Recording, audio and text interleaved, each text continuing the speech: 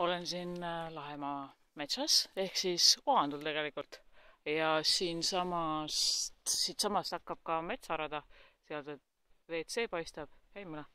Ja kui ma hommikul läksin, mis hommikul, tegelikult lõuna ajal läksin raja peale, siis neid jälgi siin veel ei olnud.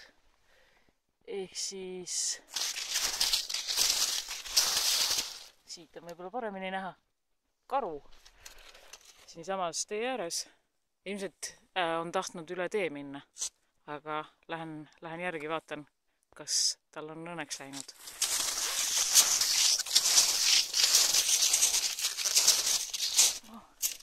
Siit on jälje laius ka hästi näha, et minu kämmal 10 senti on umbes nii palju, et natuke üle 10 sendi siis see jälge, siis need küünised siin hästi näha, varbad, nagu korralik jälg.